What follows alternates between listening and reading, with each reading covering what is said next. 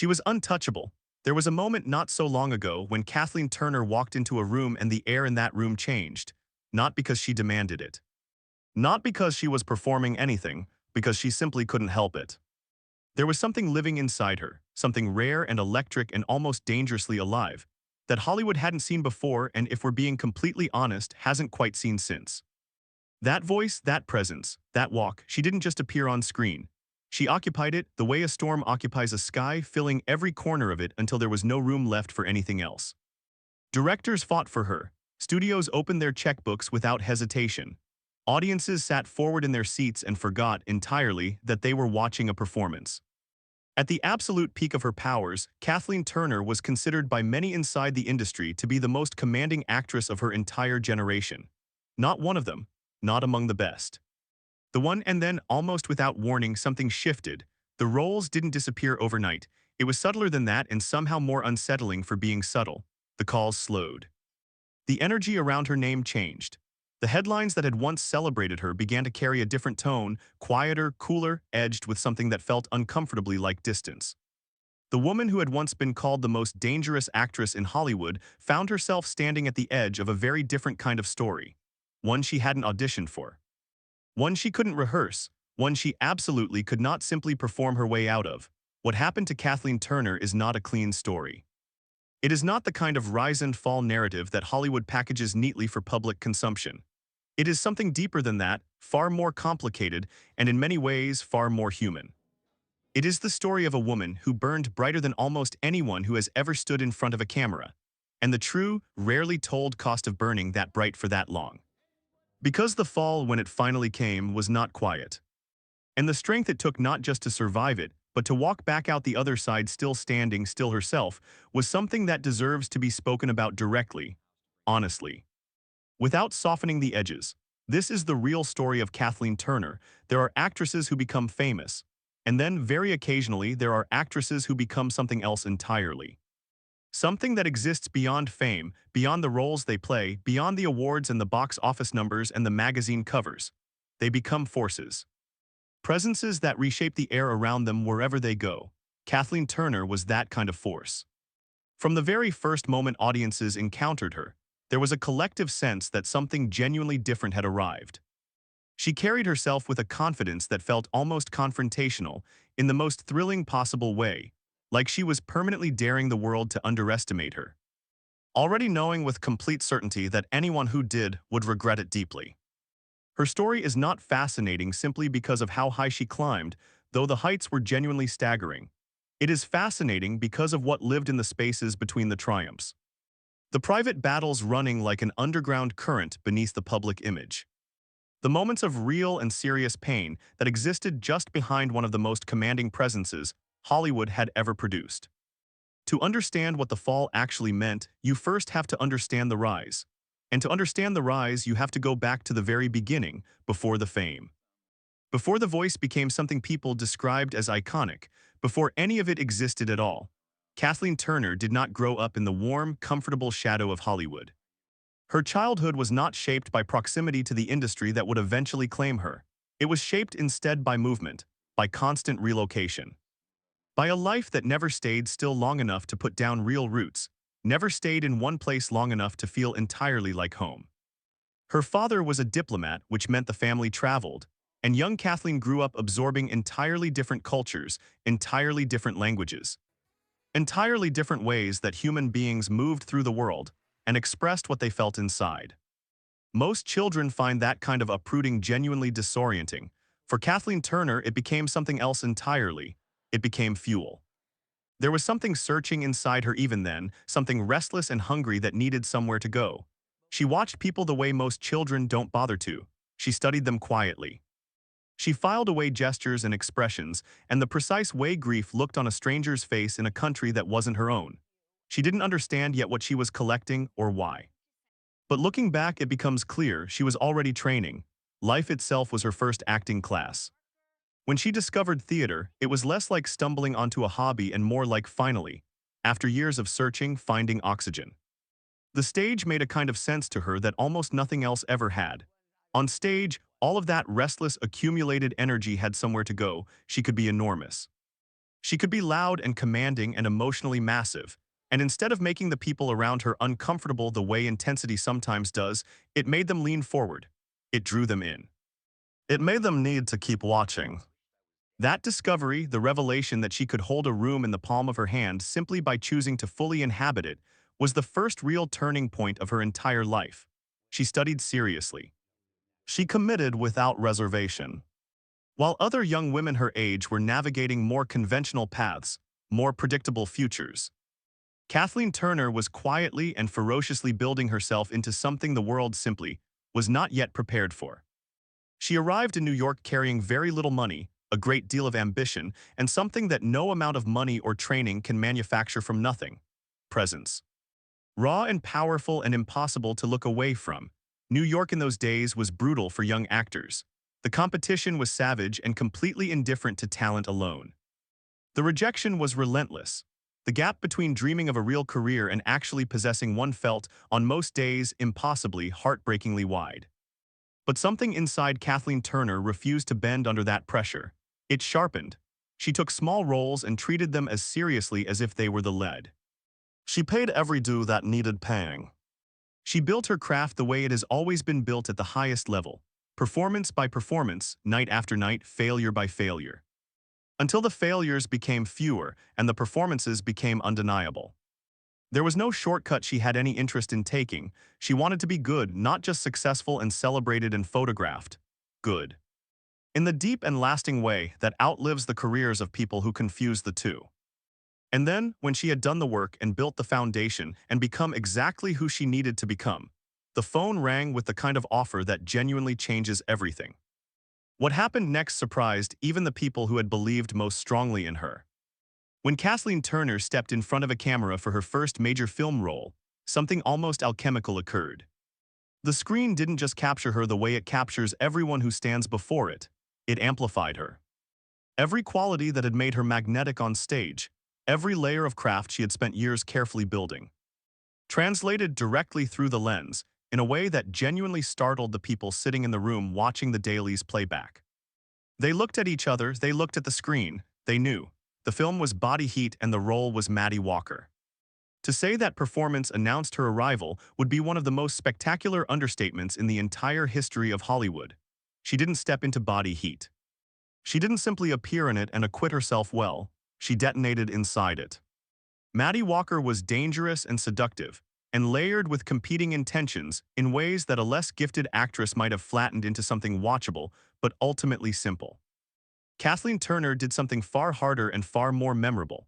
She made Maddie Walker achingly, disturbingly human, even at her most calculating and her most ruthless. Audiences genuinely had never seen anything quite like it. Here was an actress who combined extraordinary physical presence with something rarer and more valuable, genuine emotional intelligence. She wasn't performing danger, she was danger. She wasn't performing confidence. She simply was confident in the effortless, complete way that only the most truly secure people ever manage. The screen felt both warmer and more perilous whenever she appeared on it. And that quality, that specific and intoxicating combination of warmth and threat, is not something that can be faked or studied into existence. You either have it or you don't. Kathleen Turner had it entirely. Hollywood noticed immediately. The industry has many flaws, but slowness to recognize genuine star power is rarely among them.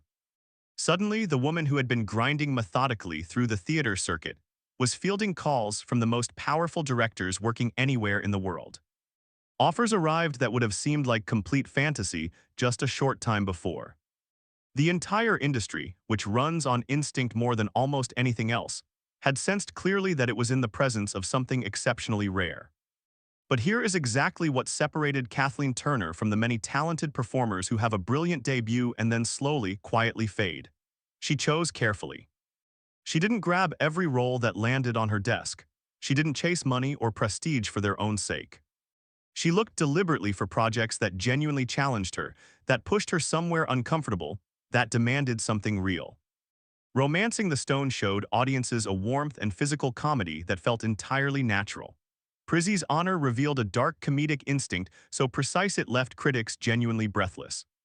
Peggy Sue Got Married demonstrated an emotional depth and range that ended permanently and completely.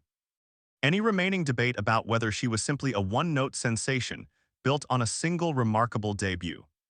She was the real thing. She had always been the real thing. And Hollywood, fully convinced of that now, was preparing to hand her absolutely everything. There is a specific and almost indescribable moment in any great career when everything aligns at exactly the same time. When talent and timing and cultural appetite and industry support all arrive simultaneously at the same extraordinary point. It is rare, it is fleeting. And very few people in the entire history of Hollywood have experienced it as completely, as fully, as Kathleen Turner did at the height of her powers. She was everywhere. And everywhere she appeared, she was simply, undeniably magnificent. The collaborations she formed during this period were the kind that defined not just individual careers, but entire cinematic eras. Working alongside Michael Douglas, she created a screen chemistry so natural and so genuinely combustible that audiences accepted it without question as completely real. There was an ease between them on screen that appeared effortless, which of course meant, as effortlessness always does when examined honestly, that it was anything but. Real screen chemistry, the kind that makes audiences believe entirely in two people sharing a frame, is the product of two highly skilled performers genuinely meeting each other. Challenging each other, refusing entirely to coast on what they already know works. Neither of them coasted, not once. But it was never just the blockbusters that cemented what Kathleen Turner would leave behind. It was the range. The fearless willingness to be funny at a moment when genuine comedy was considered, somehow beneath the dignity of a serious dramatic actress of her stature. The willingness to be emotionally ugly when a role demanded it, to go places that would leave her exposed and vulnerable and unprotected. The refusal, absolute and consistent, to ever protect her image at the expense of the truth of a performance. And then there was the voice. Kathleen Turner's voice became one of the most recognizable and most discussed instruments in the history of American cinema. Low and warm and edged simultaneously with something that felt like a warning and an invitation, which is a combination almost impossible to manufacture and almost impossible to resist. Directors began writing lines specifically designed to let that voice land at its most devastatingly effective. Audiences developed something close to a physical response to the sound of it. It was, without exaggeration, unlike anything else working in film at that time. The recognition followed naturally. The awards' attention followed. The cultural conversation elevated her name into a different category entirely. She was discussed openly alongside the greatest screen actresses of any generation. The Hollywood establishment, which crowns people reluctantly and withdraws crowns eagerly, had placed one firmly and publicly on her head. But somewhere buried deep inside all of that extraordinary, accelerating success, something was quietly beginning to go very wrong. No one saw it yet, not the industry, not the audiences. Not even, for a time, Kathleen Turner herself. Here is the truth about serious illness that Hollywood has always found structurally impossible to accommodate. It is not strategic. It does not check your schedule before it arrives. It does not wait politely for a convenient gap between productions or for a moment when the timing might be manageable. It appears on its own terms, entirely indifferent to how catastrophically inconvenient those terms happen to be. For Kathleen Turner, the crisis arrived at the single worst possible moment. Not when her career was struggling, not when she could have absorbed it with less collateral damage. It arrived precisely when her career had reached its absolute peak, when the momentum felt unstoppable and the future felt limitless. Her body began to betray her, rheumatoid arthritis. The diagnosis landed with a weight that went far beyond the purely physical. Rheumatoid arthritis is an illness that attacks the joints. That causes swelling and pain and stiffness and unpredictable flares that can make the ordinary demands of daily life genuinely difficult to manage. The physical demands of filmmaking, even under normal circumstances, are grueling in ways that people outside the industry rarely understand fully. Under these circumstances, on the worst days, they became nearly impossible. And there were many worse days, many more than anyone outside her closest circle ever knew. She continued to work. Because stopping in her mind meant surrendering to it. And Kathleen Turner was built, at the deepest level of her character, in a way that made surrender feel simply unacceptable. She pushed through, she showed up, she delivered. But the cost of doing all of that while managing that level of constant physical pain was enormous. And it was paid every single day in ways that never appeared on screen, but were written into every hour that preceded the performance. And then came the medication. The treatments available in her attempts to manage what the illness was doing to her body carried their own serious and visible side effects. Her weight changed.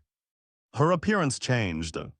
And Hollywood, the industry that had celebrated her as the embodiment of a very specific and unforgiving physical ideal, responded in the precise way it has always responded to women, whose bodies change in ways that fall outside the approved and narrow parameters.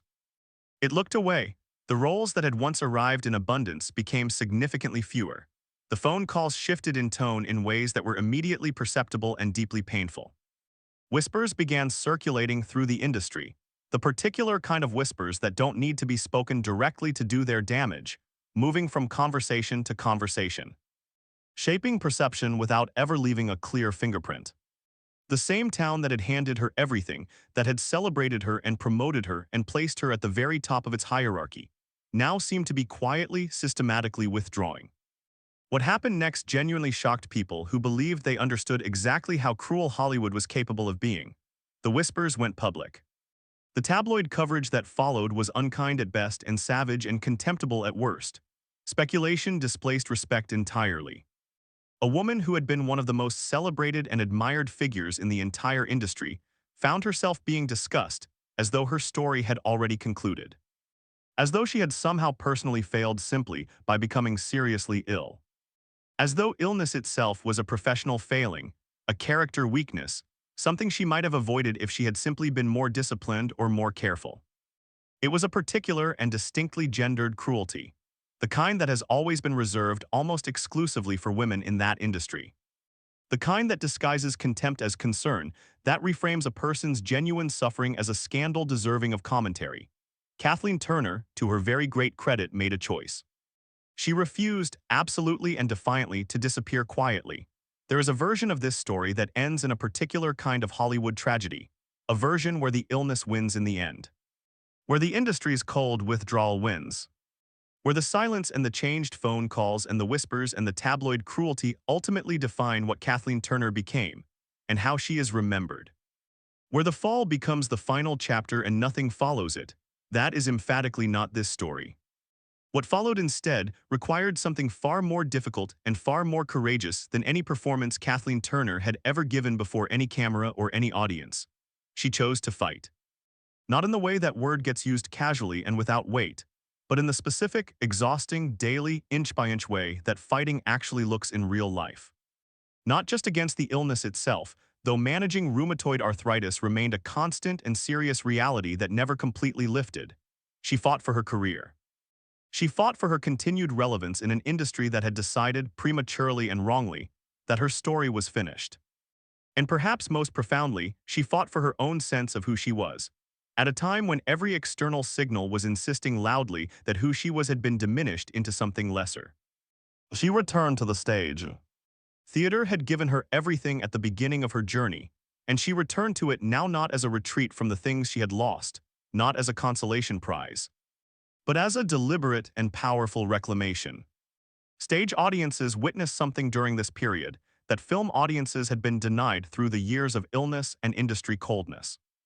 They saw Kathleen Turner operating in full command of every instrument she possessed, working with a level of craft and emotional truth and sheer presence that silenced the whispers more effectively than any rebuttal ever could have, simply by being so completely and undeniably real. The critical response to this work reminded the people paying attention of something they had carelessly allowed themselves to forget, that this woman was genuinely extraordinary. Not had been extraordinary, not had once been something worth watching, was in the present tense right now in front of you extraordinary. She also did something that required an entirely different and perhaps even rarer kind of courage. She spoke honestly and publicly about what had happened to her. About the illness and what it had actually felt like to live inside it. About the medication and its effects. About what the industry had done when her appearance changed, and how it had felt to be abandoned so swiftly and so coldly by the town that had once treated her like royalty. She didn't soften any of it to make Hollywood more comfortable. She didn't shape the story into something more palatable or more flattering to the people who had behaved badly. She told it plainly and directly and without apology, exactly the way she had always done everything that mattered to her. And the audiences, the real ones, the ones who had loved her from the very beginning and had never actually stopped, responded to that honesty with something that mattered far more than any box office number. They recognized her, because here is the truth that Hollywood consistently forgets and audiences consistently remember. People do not love performers simply because those performers are successful. Success is common enough. People love performers because they see something genuinely real in them, something that reflects their own experience of being human back to them. And in Kathleen Turner's willingness to stand in front of the world and speak with complete honesty about pain and loss and the cruelty of institutions, there was something more deeply and lastingly real than anything she had ever been asked to portray in any film or any stage production. Her legacy, when examined without the distortions of the tabloid years, is remarkable in the clearest and most straightforward sense of that word. She created characters that remain culturally significant long after the moment of their creation. She established a standard of screen presence and emotional intelligence that younger actresses continue to study seriously. She demonstrated, through the sheer fact of her survival and her continued artistic vitality, that genuine talent, properly developed and fiercely protected and never abandoned even under the worst pressure, can outlast almost anything the industry is capable of throwing at it. The fall, as it turned out, was never the end of the story. It was the middle, the necessary and defining center of it, the part where real character reveals itself. And what was revealed in Kathleen Turner, when the fame was stripped back and the industry turned its back and the easy things were gone, was someone far more interesting, far more resilient, and far more genuinely admirable than even her most devoted admirers had previously imagined. She did not need Hollywood to confirm or validate what she was. Looking back at the whole arc of it, it becomes clear that she never had. The voice still carries. The presence never left the room. And the story, it turns out with absolute certainty, is still being written. Kathleen Turner's journey through all of it, the blazing rise, the years of dominance, the illness, the cruelty, the fight back, forces a question that reaches far beyond Hollywood and far beyond the life of any single celebrity. What do we actually owe the people we elevate? When illness arrives, or age, or simply the ordinary and inevitable passage of time that comes for every human being eventually, what do the rest of us owe to the people we once held up as extraordinary? What does the industry owe them? What do we as audiences owe them? And then there is the question that feels most personal of all. When life strips away the things that defined us publicly, when the external markers of who we were and what we achieved are gone or diminished, do we know who we actually are underneath all of it? Do we know what we're made of when there's nothing left to hide behind? Kathleen Turner found out, definitively, under circumstances that would have ended many people entirely. The answer in her case turned out to be someone remarkable. So what do you think? Was Kathleen Turner's story ultimately a story of falling? Or is it something far rarer and far more worth telling, the story of someone who fell completely, who had every reason to stay down, and who simply, stubbornly, magnificently refused? If this story moved you in any way, share your thoughts in the comments below. We read every single one, and they mean more than you might think. And if you believe Kathleen Turner deserves to be remembered and celebrated for her strength and her courage as much as for her stardom, share this with someone who needs to hear it today. Subscribe for more stories about the real Hollywood, the one that exists honestly and permanently behind the headlines.